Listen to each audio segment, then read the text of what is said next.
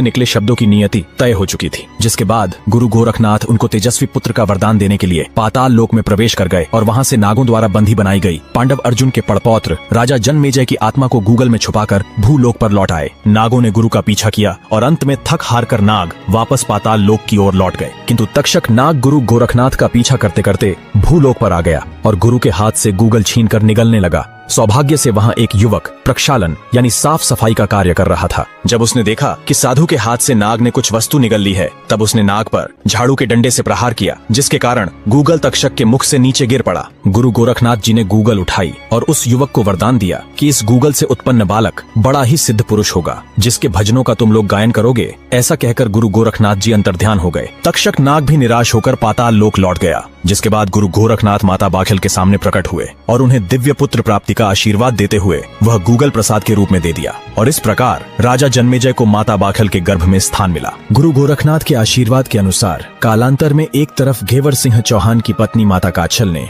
तो वहीं दूसरी ओर जेवर सिंह चौहान की पत्नी माता बाछल का एक ही समय पर गर्भ धारण हुआ। जब काछल ने देखा कि बाछल के पेट में भी बच्चा है तो उसको बाछल पर संदेह हुआ, क्योंकि काछल को लगा कि केवल मुझे ही गुरु से पुत्र प्राप्ति का आशीर्वाद प्राप्त हुआ है। और काछल ने माता बाछल पर कलंक लगाते हुए यह बात अपनी ननद छबीली को कह सुनाई। जिसके बाद क्रोध में आग बबूला हुई छबीली बाछल के महलों में आ पहुंची और माता बाछल को खरी खोटी कह सुनाई। माता बाछल ने उनको सारा वृतांत कह सुनाया, किंतु छबीली को माता बाछल की बातों पर विश्वास नहीं हुआ और छबीली अपने पिता अमरपाल सिंह चौहान के समक्ष उपस्थित हुई और बाछल को कलंकित करते हुए माता के बारे में सुनी सुनाई बातें कह डाली। जब अमरपाल सिंह चौहान को बताया गया कि माता बाछल ने उनके कुल को कलंकित किया है, तो अमरपाल सिंह चौहान पुत्र वधू माता बाछल पर अत्यधिक क्रोधित हुए और तुरंत गाड़ीवान को बुलावा भेजा और गाड़ीवान को माता बाछल को उनके मायके छोड़ आने का आदेश दिया। जिसके बाद माता बाछल गाड़ीवान के साथ मायके के लिए रवाना हुई। तपती धूप और गर्मी के चलते माता ने विश्राम करने का सोचा और गाड़ीवान को पास ही के एक पेड़ के नीचे रुकने को कहा। विश्राम करते हुए माता बाछल और गाड़ीवान की आंख लग गई और इसी बीच मौके की तलाश में बैठा तक्षक नाग वहां आ पहुंचा और गाड़ीवान को डस लिया और अब माता बाछल को डसने के लिए आगे बढ़ने लगा। गुरु गोरखनाथ के आशीर्वाद के कारण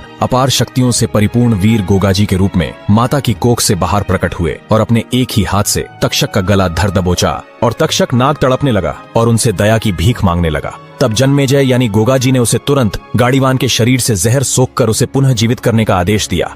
तक्षक नाग ने आज्ञानुसार ऐसा ही किया और भगवान से क्षमा मांग पाताल लोक लौट गया। गाड़ीवान उठा और माता को लेकर सिरसा के लिए रवानगी ली। बाछल अपने पिता के महलों में पहुंची और जब पिता को माता बाछल के मायके आने का कारण पता चला तो पिता ने सच और झूठ का पता लगाने के लिए माता बाछल की परीक्षा लेने का ऐलान कर दिया और कहा, कच्चे सूत से बने धागों की चारपाई को कुएं पर रखा जाएगा और तुम्हें उस पर सोना होगा। और कहा, अगर तुम्हारे अंदर सत है तो ये कच्चे धागे